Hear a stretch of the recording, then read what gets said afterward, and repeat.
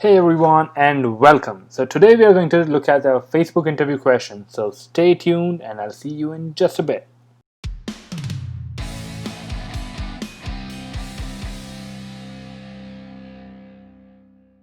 Don't forget to press the subscribe button and click the bell icon to stay up to date with all our videos. Okay, so as you can see, this is our question, which is a Leetcode medium one, and it says find the first and the last position of element in a sorted array. Given an array of integers nums, which is sorted in ascending order, find the starting and the ending position of a given target. Okay, let's see an example.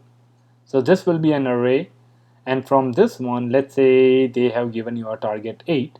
So you are supposed to find this index and this index. So 0, 1, 2, 3, 8, which will be 3, and 8 ends at 4, so it's going to return 4.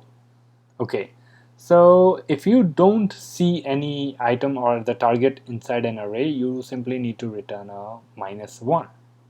Okay, and also the length will be definitely gonna be greater than 0, and nums will be minus 10 raised to 9 to 10 raised to 9. Okay, and if you see here in the company section, at Facebook it's been asked 22 times, at Google it is asked 8 times. So this could be a variation, there could be some other way in which they might have asked you, but yeah, this is it.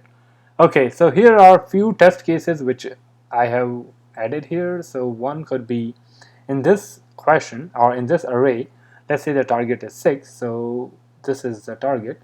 So we are supposed to get this result. So let's try to test it first, and after that we'll solve the problem.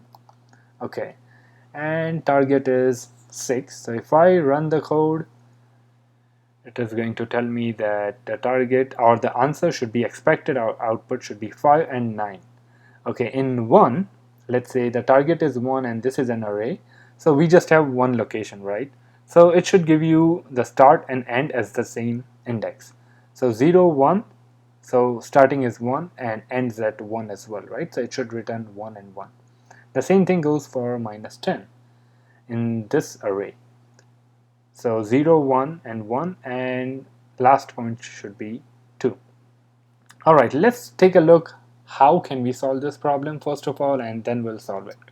So there could be two ways to solve it. One could be a brute force way, in which you iterate through an array and find the locations, and the time complexity would definitely be O of n, the worst case scenario.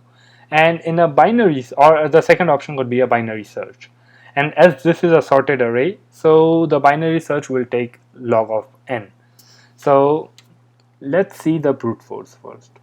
So when you go through an array, if you start from the 0th index, and as soon as you see a target, let's say in this example, I start from 0th index, and let's say the target is 3, right? So I start from 0, I look for 3. Is 3 a match? No. Go to next one. Is 3 a match? No. No. Okay, at this point if I come and I see that okay, 3 is a match, so I'm going to place it as a store it as a value that this index is 3. I go to the next one and see if this is 3. Okay, it is 3. I go to the next one, and I check for the fourth one. So if I see there is a fourth, so the one previous of it is going to be the output, right? The final one. So once I get that, I'm just going to return those two values, right? So that's a brute force solution. So the worst case scenario could be O of n, because let's say the item was 5, the target value, so it has to go through all the elements. So this I don't think your recruiter or interviewer would like it, so they would prefer to go with a faster implementation, which can take us to the solution, which is a binary search. Okay, so binary search, if you are not aware what binary search does, is they split array every time. Like whenever you are looking for a value, it goes to the center point, checks if it is greater or less, and based on that it goes in either direction, right?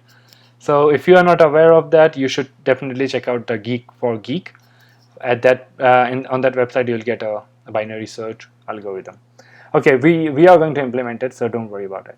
So there will be a small tweak in our binary search in which we will do a couple of things. First, we'll find the first element, so starting point, so this element, and after that we'll find the last element, but both of them will be done by binary search. So what happens here is you'll have two functions, and you might say that okay, we are having two functions and it iterate or it does the operation twice, right? But that operation would be 2 of log n. So in a big O notation, this can be considered as a log n. So yes, we will go further with the binary search. So if I go to the example, I don't really want this. Those people who don't know binary search, they should definitely check out this example, binary search in JavaScript. Right, so it is going to give you a algorithm.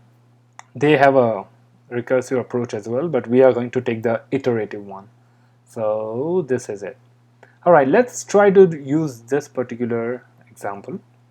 And if I go into my function, where is it? It's here. Okay, var, let's say binary search. And in this one, I'll have this complete function. So first of all, let me make it a bit bigger. I'll make it this one smaller. How to make this smaller? Okay, anyway, this cannot be made any smaller. Okay, so as you see, this is our binary search, and I need to have a nums here. Nums, and we even need a target here. Target. Okay, and var binary equals to search. Let's put in the nums and target. Let's see if this value is any value is present in it or not. So console log binary. So let's see what do we get. We should get like a true or false, which says that this item or the target is present. At least right now we want a present, right? So if I do a run, it should say true. Okay, array.length, we don't have array, so it's gonna be nums. I'll just name it array. Okay, should say return true if array mid binary target.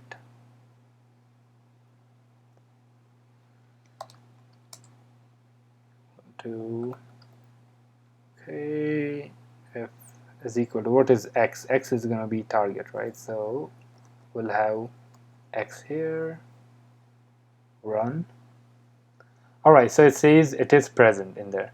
Now what we need to do here is we don't want to return like true or false. What we want to return is, first of all, if you don't find any item in the in this binary search, we are supposed to return -1, right? So first of all, I'll have it -1, and we'll need to have two different functions. So first will be find the first element with binary search, and I'll name I'll need to have another function which will have the last element with binary search. So last element.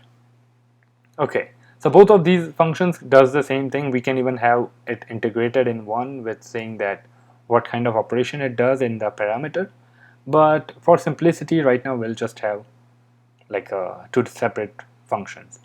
Okay, so the tweak which we need to do here is that if you guys don't know binary search, don't worry, just check out this algorithm, or if you have questions, comment us. I'm not explaining you the binary search right now, but I'll just go further with the algorithm.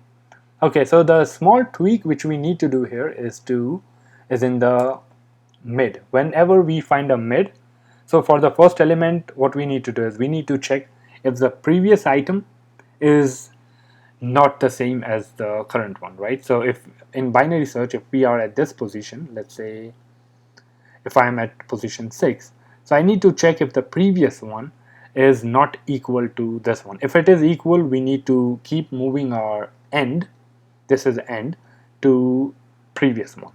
So something like this. So I'll show you this.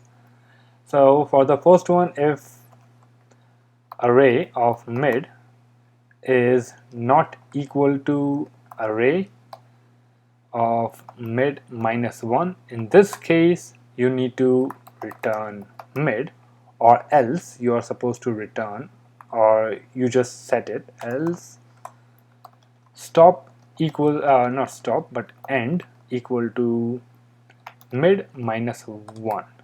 Okay, so here what we are doing is that if you find a previous item, or if you are at this mid and if you see the previous one, if it is not equal to this one, then that means that this is the first element. If not, then just put the or change the value of end to mid minus 1. And the same way we'll do with the last item. So if we find that item, right, so if it is not equal to the next one, so we'll need to have +1 and return mid, or else you should have start equals to mid +1, right? So let's try to test our code.